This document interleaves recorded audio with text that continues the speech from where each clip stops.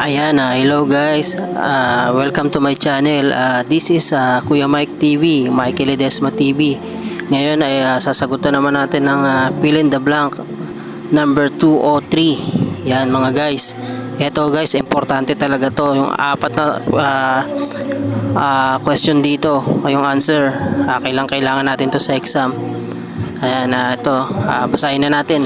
Yan.